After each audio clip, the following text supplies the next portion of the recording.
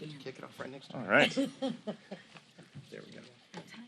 I get to kick this off with Whip Scalise. Thanks for inviting us, Whip Scalise, and good morning, everyone. It may be a new year, but we're still suffering under the policies of the Biden administration. And you saw the terrible jobs report come out last week, below expectations.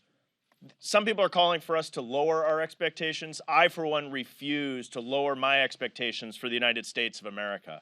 Friday's job report, again, failed to meet expectations. The percentage of Americans working in the workforce is the lowest it's been since the Carter administration.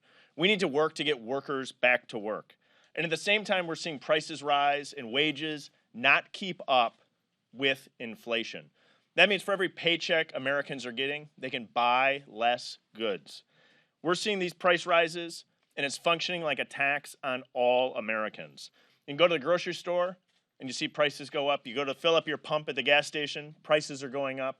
Americans are feeling it in the pocketbook, and the Biden administration's policies are clobbering working Americans. We need to change course in America. We need to change course soon. Congress in this administration needs to change course. We should be working on getting workers back to work and promoting policies that will actually turn around a historically poorly performing economy. My work on the Select Committee on the Economy, we're going to be focusing on just that, to make sure that all Americans have an opportunity to succeed. And I'm proud to be here with my colleagues today and look forward to continuing to promote conservative solutions that are the answers to the challenges we see today. Let me pass now to my colleague, Lisa McClain. Thank you. Thank you. And thank you all for being here. I appreciate it. As a mother of 4 children, education is one of the most critical things and gifts that we can give our children. And right now, our children are suffering because we need to get our children back in school. School, if you think about it, is a place for education. That's an obvious one. But it's a sense of community. It's for learning. It's for growth. And the mental health of our children and what we are doing to our children by not allowing them to go back to in-person learning is devastating to our children, their mental health, and I'm going to argue to their future. We must put the power back into the parents' hands, not the teachers' union. I, as a parent, believe I know what's best for my child better than the teachers' union does. At the end of the day, I will ask you this. I represent my child, and I think I am the best person to represent my child. I believe in individual liberties, but I also believe in the future. And our children are our future. We must get them back into school for the obvious reasons, of course, of learning and education and growth, but also the sense of community, and their mental health is suffering. We need to get our children back into schools. Give the parents a little truth, transparency, consistency. Provide the parents with the facts, the science, not the political science, but the science. Put the power back in the parents' hands. Empower the parents, not the teachers' union. And let's stand up for our children. And with that, I thank you, and I turn it over to my colleague from Iowa, Marionette Miller-Meek. Well, thank you all for being here, and I thank my colleagues. And we're here really to discuss the failure and the lack of leadership coming from the Biden administration. Over the past year, this administration has failed to deliver on their promise to shut down the virus. Instead, they've continued to politicize the pandemic and fearmonger. They have threatened the jobs of hardworking Americans, including our military, with a mandate that has been struck down or blocked by multiple courts across the country. They have threatened to shut down businesses, even though Main Street has already suffered enough and faced the challenges of an ongoing supply chain crisis. They only pay lip service to in-person learning, appropriating funds to make schools safer, and still have threatened to return to virtual learning because of breakthrough cases, which is already causing irreversible damage to the mental, physical, and emotional well-being of our students. I believe that we must do everything we can to keep America safe, our economy growing, and our schools open. We must do this by following the science and giving Americans consistent advice that does not change every other day. The CDC has flip-flopped on their guidance too many times to count. They have ignored common sense and cherry-picked the science numerous times. Recently, Dr. Walensky said that what we have all known for some time, that vaccines do not prevent the transmission of this virus. Last month, we learned that the White House thoroughly dismissed a detailed and well-researched proposal to drastically increase the availability of rapid tests, frustrating experts. In Iowa, Governor Kim Reynolds launched Test Iowa all the way back in April of 2020 to expand testing availability. In July of 2021, Test Iowa was replaced with free at-home coronavirus tests. I have been incredibly disappointed by the intense focus on vaccines as the only way out of this pandemic. I have seen no interest from this administration to take into account infection-acquired immunity, and I've seen little work to make treatments or therapeutics readily accessible to all Americans. The science shows that this vaccine is not 100% effective at preventing infection or transmission, so we must seriously begin working to help Americans with treatment options.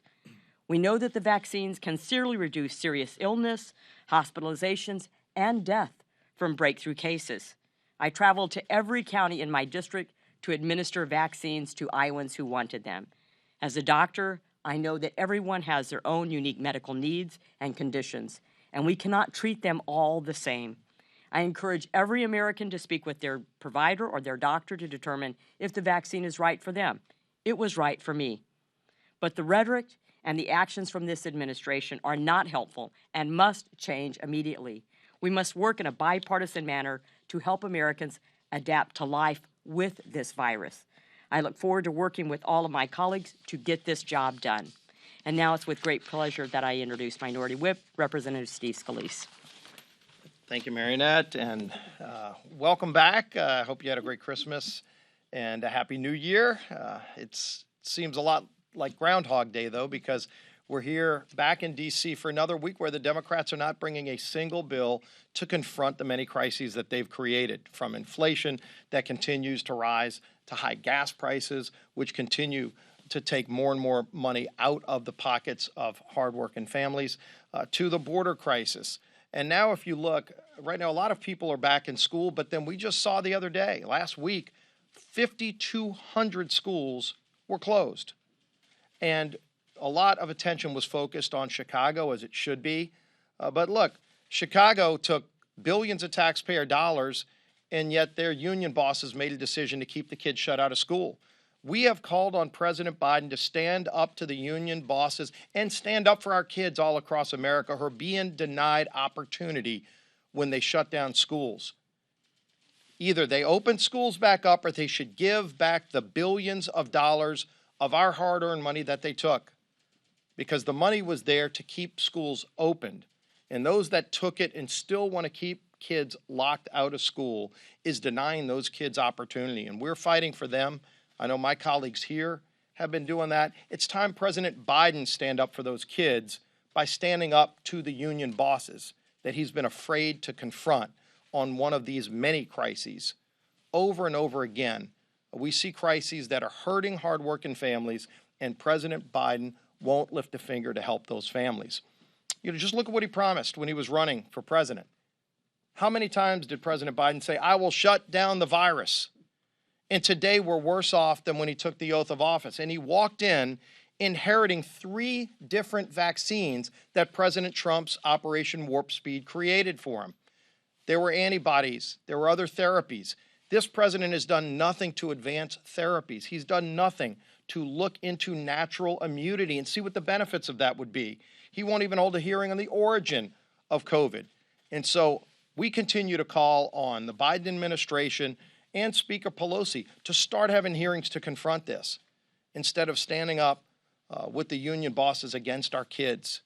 and ultimately not doing anything to help those hardworking families who are struggling, because families are struggling right now, and they're looking to Washington for leadership, and they're not getting anything other than rhetoric and failed promises. Look at the report that just came out during the break that highlighted that President Biden was confronted with a plan to create over 750 million at-home tests for COVID, and he said no. I think it's important that we ask, who else was involved in that decision? Was CDC involved in the decision to say no to tests that now are needed? People are waiting in line hours and hours to get testing, and President Biden had an opportunity back in October to allow for testing at home for people from COVID, and he said no. Which of his health officials were involved in that decision? And why did he say no when he campaigned promising that he would shut down the virus? When a lot of my Democrat colleagues a year ago were criticizing the lack of testing, and today you can hear crickets chirping with the silence from them because they won't stand up to this president who has failed on so many fronts. So we're going to continue to try to address these crises. It's time Speaker Pelosi stand up and try to address these crises too. It's time President Biden stand up and start addressing these crises as well, because they failed the American people and it's causing pain all throughout the country. With that, we'll be happy to take some questions.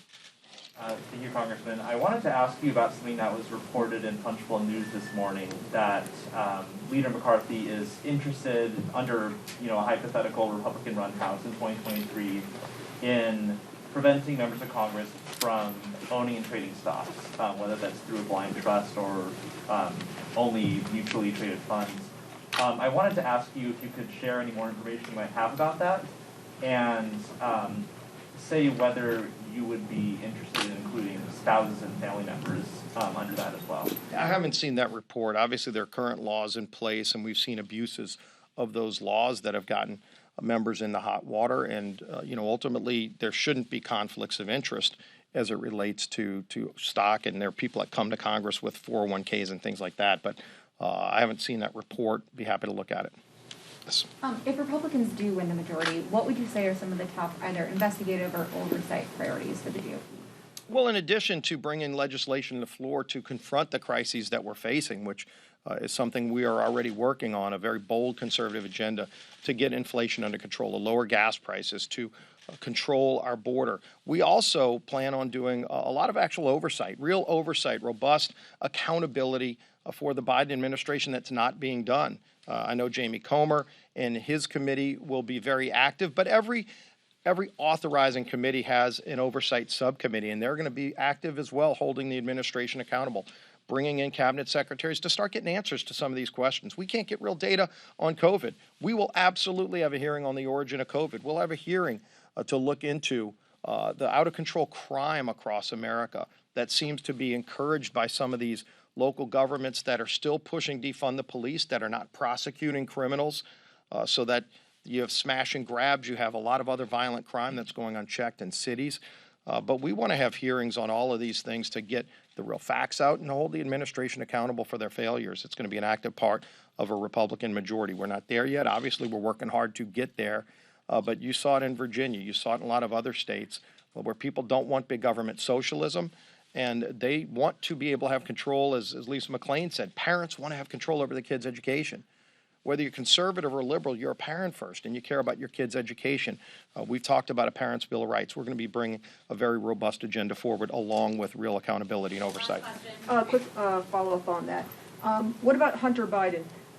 Is particularly questions about these paintings that he has been doing, and questions about who is paying for these paintings that are being displayed over in these New York galleries. Will that be investigated particularly? Well, each investigative committee, I'm sure, is already looking at some of the things we want to do. Holding China accountable is going to be a big issue that we're going to have, and looking into some of these foreign countries. Were foreign countries involved in some of those sales?